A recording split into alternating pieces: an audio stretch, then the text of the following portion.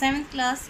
देखिए बेटा, आपका जो चैप्टर है MS एक्सेल, उसमें फर्स्ट ऑफ ऑल फॉर्मूला क्या होता है, फॉर्मूला कैसे स्टार्ट होता है, मैंने रीड करवा दिया है। अब इसका प्रैक्टिकल करेंगे। आपने देखा भी है और आपने पहले किया भी हुआ है कि फॉर्मूला हमेशा एक इक्वल टू के साइन से स्टार्ट होता है। तो आप लिखोगे इक्वल टू, इसका मतलब है आप इस लाइन में आप फॉर्मूला देने वाले हो। अब आपको सम किस किस का करना है। अब इस सेल का एड्रेस क्या है बताइए मुझे, कॉलम कौन सा है B, और सेल कौन सा है 2, तो इस सेल का एड्रेस क्या है B2, इसका एड्रेस क्या है C2 और इसका एड्रेस क्या है D2। अब आप फॉर्मूला राइट कर रहे हो, इज इक्वल टू, आप ये दो तरह से लिख सकते हो, B2 plus C2 plus D2 and enter press कीजिए। ये देखिए आपका सम इसने टोटल करके दिखा दिया। अब आप इस पर क्लिक करते हो तो जो फॉर्मूला बार है हमारा, ये हमारा फॉर्मूला बार है, इसमें क्या शो कर रहा है, ये जो हमारा फॉर्मूला था। और ये नेम बॉक्स है साइड में, ये हमें बताता है कि आपका आंसर किस सेल में है, उस सेल का एड्रेस क्या है, और ये आपका शो कर रहा है वैल्यू। अब इस फॉर्मूला को आप कॉपी करना चाहते हो तो यहाँ पे अगेन लिखिए is equal to B3 C3 D3, या फिर इस जगह कॉपी करना है तो आप क्लिक करोगे, राइट कॉर्नर पे आ जाइए। देखिए ये जो आपका एरो है ये चेंज कैसे हो गया, थिन वाले हैंडल्स में चेंज हुआ है। देखिए अभी आपका थिक है, जो प्लस का साइन है वो थिक वाला है, वो साइन देखिए आप कॉर्नर पे जाते हो तो चेंज हो जाता है। इस पर क्लिक करके अब इसे नीचे ड्रैग कर लीजिए, तो यानी इसने आंसर फाइंड कर दिया सबके। जैसे आप इसके ऊपर जाओ तो देखो फॉर्मूला बार में क्या आ रहा है, B3 C3 D3, B4 C4 D4, B5 C5, देखो चेंज कर रहा है अपने आप ऑटोमेटिकली।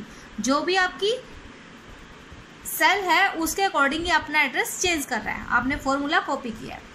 तो आपको फर्स्ट ऑफ ऑल एक फॉर्मूला प्लस का देना है तो आप ऐसे दोगे।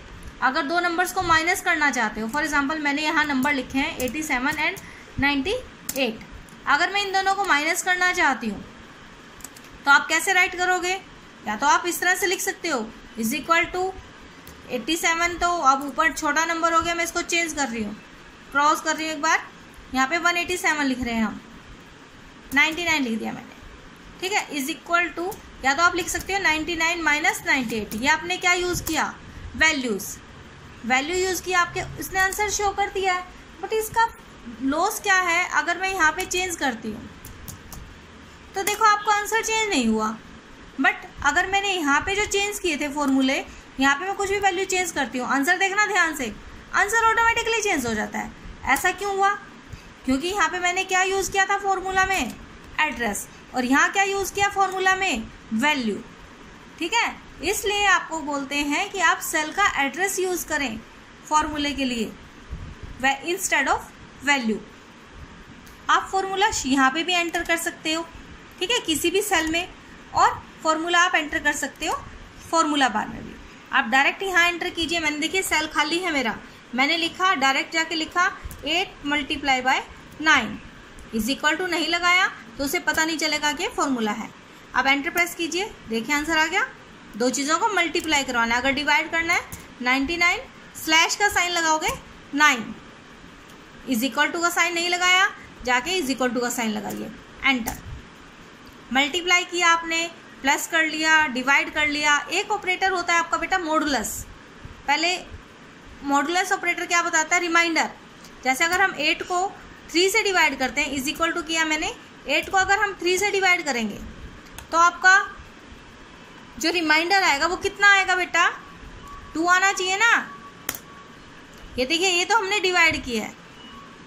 अगर हमें मॉडुलस ऑपरेटर लगाना है तो हम ऐसे लगाएंगे, इज इक्वल टू 8, परसेंटेज का साइन यूज करते हैं बेटा हम।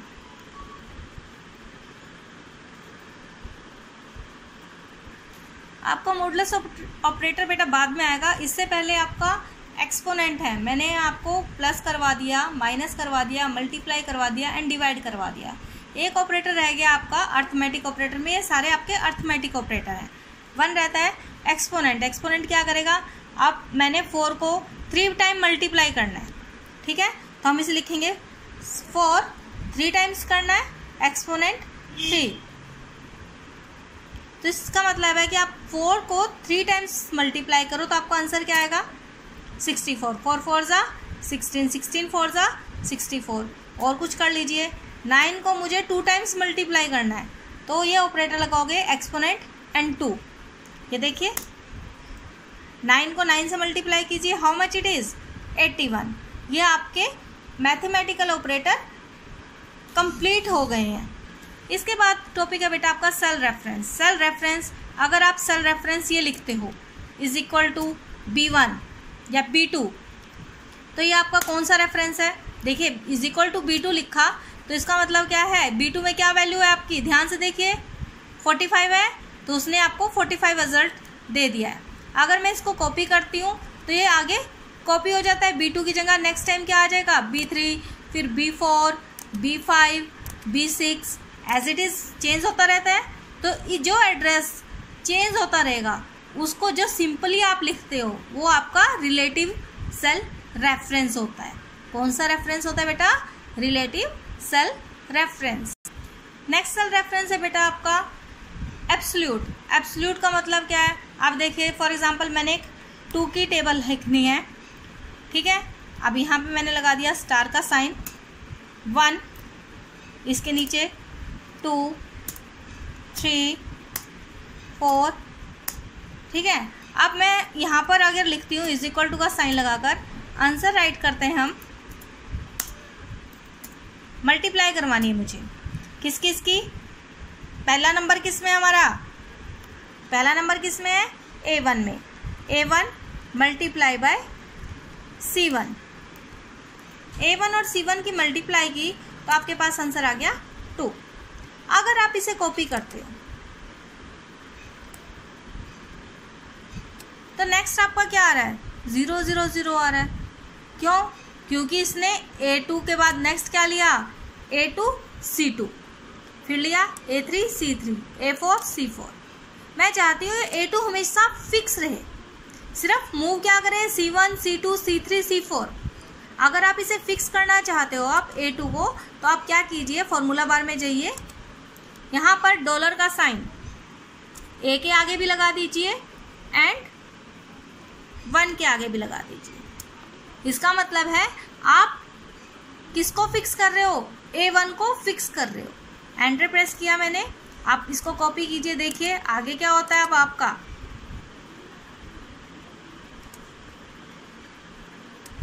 क्यों हुआ है साहब? अब इसने रिजल्ट क्यों दिखाया? देखिए फॉर्मूला बार में A1 तो एज इट इज रहा, बाकी एक चेंज क्या हुआ? C2। A1 तो ऐसा ही रहा, चेंज क्या हुआ? C3। A1 ऐसे ही रहा, C1 C4 में चेंज हो गया। तो यानी अगर आपको कोई सेल फिक्स करना हो then what we use? Absolute cell reference. और एब्सोल्यूट सेल रेफरेंस कैसे बना सकते हो आप? बाय अप्लाइंग डॉलर साइज in front of row as well as in front of column.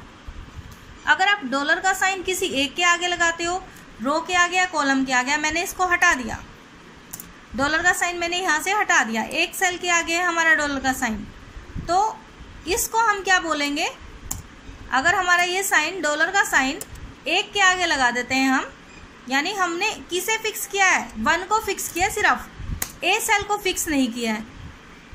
अब इसको कॉपी करके देखें क्या हुआ। डॉलर का साइन मैंने हटा दिया है, ए के प्लेस पर देखो ए फिक्स हुआ है, 1 फिक्स हुआ है। अब यहाँ पर क्या इसने लिया? A1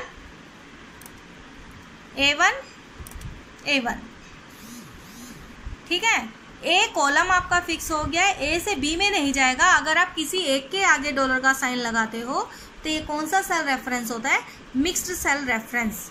ये ए से अगर मैं डॉलर का साइन इसके प्लेस से, देखिए 1 के प्लेस से अगर मैं यहाँ लगा देती हूँ डॉलर का साइन, तो रिजल्ट क्या होगा आप चेक कीजिए।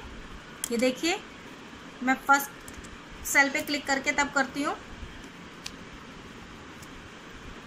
ठीक है। अब किया मैंने, आप देखो आंसर क्या आएगा आपका।